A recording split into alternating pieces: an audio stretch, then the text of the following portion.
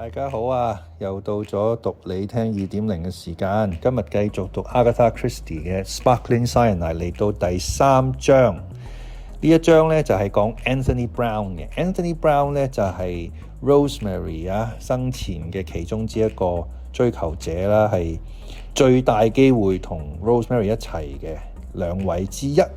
Anthony Browne 上一回講咧就係 Ruth Lessing 啦，就係 Rosemary 嘅生前嘅丈夫啦 ，George Barton 嘅秘書啦。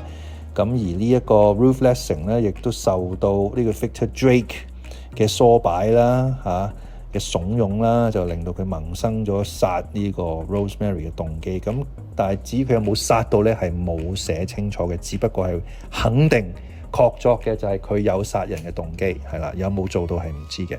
咁呢一節睇下 Anthony Browne 會唔會亦都有殺人動機啊？會唔會因愛成恨啦咁啊？ Anthony Browne was frowning into the middle distance as he thought about Rosemary Barton. A damn fool he had been ever to get mixed up with her. Though a man might be excused for that, certainly she was easy upon the eyes. That evening at the Dorchester, he'd been able to look at nothing else. As beautiful as a houri.Probably just about as intelligent.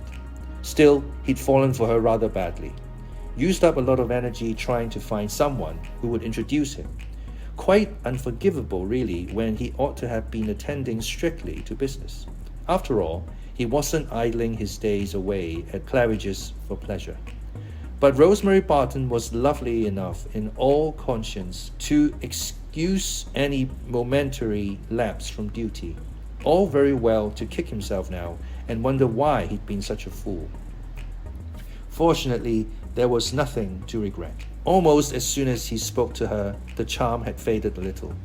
Things resumed their normal proportions. This wasn't love, nor yet infatuation. A good time was to be had by all, no more, no less. Well, he'd enjoyed it, and Rosemary had enjoyed it too.She danced like an angel, and wherever he took her, men turned round to stare at her. It gave a fellow a pleasant feeling, so long as you didn't expect her to talk. He thanked his stars he wasn't married to her.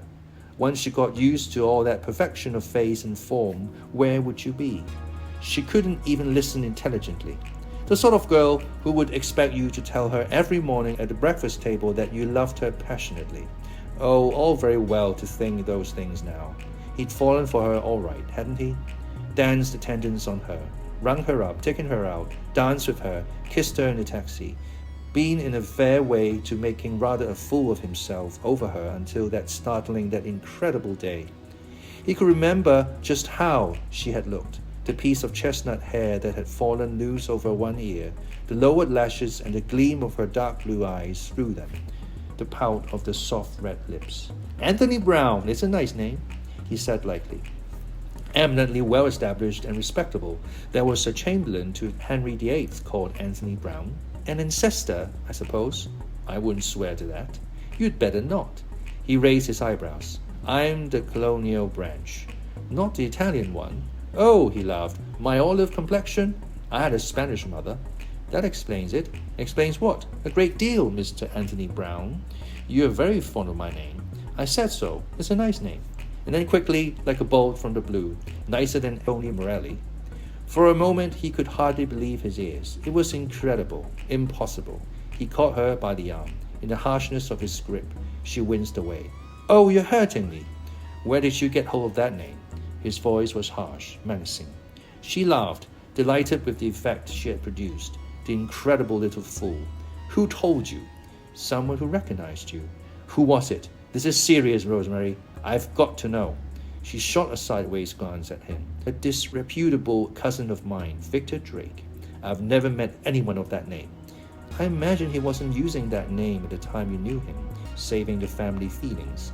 Anthony said slowly, I see. It was in prison.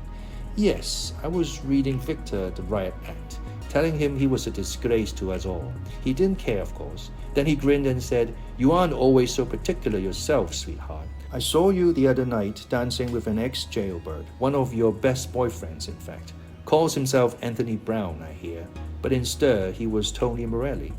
Anthony said in a light voice, I must renew my acquaintance with this friend of my youth. My old prison ties must stick together. Rosemary shook her head.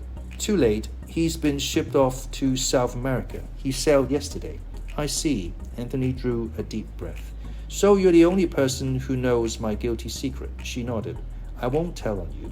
You'd better not. His voice grew stern. Look here, Rosemary. This is dangerous. You don't want your lovely face carved up, do you? There are people who don't stick at a little thing like ruining a girl's beauty, and there's such a thing as being bumped off. It doesn't only happen in books and films. It happens in real life too. Are you threatening me, Tony? Warning you. Would she take the warning? Did she realize that he was in deadly earnest? Silly little fool. No sense in that lovely empty head. You couldn't rely on her to keep her mouth shut. All the same, he'd have to try and ram his meaning home. Forget you've ever heard the name of Tony Morelli. Do you understand? But I don't mind a bit, Tony. I'm quite broad-minded. It's quite a thrill for me to meet a criminal. You needn't feel ashamed of it. The absurd little idiot. He looked at her coldly. He wondered in that moment how he could ever have fancied he cared. He'd never been able to suffer fools gladly, not even fools with pretty faces. Forget about Tony Morelli, he said grimly. I mean it. Never mention that name again. He'd have to get out. That was the only thing to do. There was no relying on this girl's silence. She talked whenever she felt inclined. She was smiling at him, an enchanting smile, but it left him unmoved. Don't be so fierce. Take me to the Gerald's dance next week. I shan't be here. I'm going away. Not before my birthday party. You can't let me down. I'm counting on you. Now don't say no. I've been miserably ill with that horrid flu and I'm still feeling terribly weak. I mustn't be crossed. You've got to come. He might have stood firm. He might have chucked it all. Gone right away. Instead, through an open door, he saw Iris coming down the stairs. Iris, very straight and slim, with a pale face and black hair and grey eyes. Iris with much less than Rosemary's beauty and with all the character that Rosemary would never have. In that moment, he hated himself for having fallen a victim, in however small degree, to Rosemary's facile charm. He felt as Romeo felt remembering Rosaline when he had first seen Juliet. Anthony Browne changed his mind. In the flash of a second, he committed himself to a totally different course of action. 好啦，咁呢一節呢就都簡短嘅，咁啊講述咗 Anthony Browne 同 Rosemary 生前嘅關係啦。咁原來呢 Anthony Browne 呢似乎唔係咁中意 Rosemary 啫喎，並唔係好似外界睇到咁中意，甚至乎係憎恨佢啊有啲，因為 Rosemary 知道Anthony 佢嘅身份，佢原來就係坐過監嘅。咁點解會知道呢？就因為 Victor Drake 講咗出嚟啦。咁呢一個章節咧好簡短啦，主要就係話咗俾你聽佢嘅殺人動機，而佢咧係似乎係真心係即係欣賞或者中意 Iris Mile 嘅咁樣就係一節啦。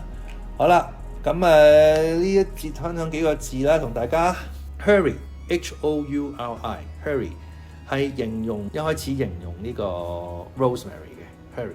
一個靚嘅後生嘅女士啦，beautiful young woman 啦，咁樣嘅意思啦。infatuation 啦，一啲好短暫嘅熱戀啦 ，infatuation 啦，都係講佢啦，都係講呢個Anthony Browne 啦，infatuation 啦 ，intense but short-lived passion 啦，for someone or something。仲有就係 chamberlain 啦，呢個字都大家有陣時都會見到嘅。咁佢形容咧就係Anthony 自稱啦，咁Henry VIII 嗰個年代咧都有一個 Henry VIII 有一個chamberlain 叫做 Anthony Browne 嘅同名嘅咁一啲皇室嘅內侍啊或者管家啦 ，officer who managed the household of a monarch or noble。OK， 呢次講到呢度，下次再見，拜拜。